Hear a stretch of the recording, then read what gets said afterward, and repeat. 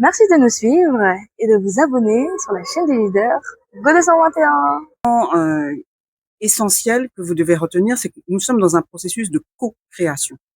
Il ne s'agit pas de qu'ONU-Femmes mette en œuvre, c'est qu'ONU-Femmes crée un espace où tous les acteurs, gouvernements, société civile, partenaires, vont ensemble définir dans ces recommandations, dans ces 6 recommandations, quelles sont les priorités pour la région, qu'est-ce que ensemble nous allons mettre en œuvre et quelles ressources de quelles ressources nous avons besoin et où allons-nous les trouver ensemble pour les mettre en œuvre. Donc aujourd'hui, la session continue, mais on a beaucoup discuté, par exemple, de comment amener les politiques, les acteurs culturels et religieux, qui sont les créateurs de normes juridiques, mais aussi culturelles et sociales, à contribuer à la mise en œuvre de ces recommandations.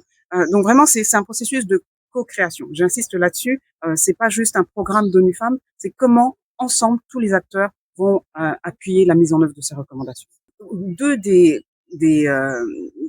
perspectives qui commencent à émerger, donc des discussions de ce matin. Et je veux pas me faire la voix d'une discussion qui n'est pas terminée, mais par exemple, comment assurer que les organisations de la société civile travaillent davantage de manière consultative, de manière coopérative, comment s'assurer, une question qui est venue ce matin également, comment s'assurer que les femmes rurales aient accès à l'information quand on sait que leur accès à l'internet et à certains médias modernes sont plus limités que dans les villes. Ça, ce sont des pistes sur lesquelles nous sommes en train de réfléchir avec les organisations de la société civile.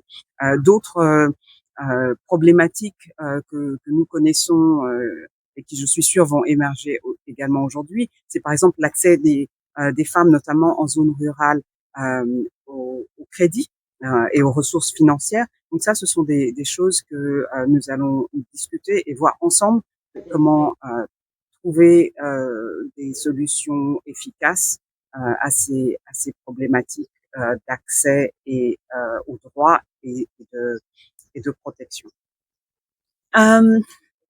Donc la thématique principale de la commission 70 était sur l'accès à la justice.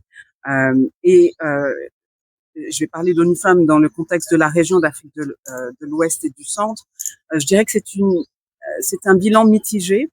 Nos pays ont fait d'énormes progrès en termes de cadre normatif avec des lois qui protègent leurs droits. Cependant, la mise en œuvre de beaucoup de ces lois pose problème. Il y a encore beaucoup de pesanteurs culturelles, religieuses qui font que dans la réalité des femmes et des filles, elles ne bénéficient pas de la protection et de la promotion des droits qui pourtant existent en théorie. Donc c'est un petit peu le défi, et c'est pour ça que la session d'aujourd'hui, enfin les sessions que nous avons essayé de mettre en place doivent vraiment aller vers cette accélération. Comment faire en sorte qu'elles puissent jouir effectivement des droits qui leur sont déjà accordés, et comment créer un espace pour aussi pouvoir leur octroyer des droits qu'elles n'ont pas encore.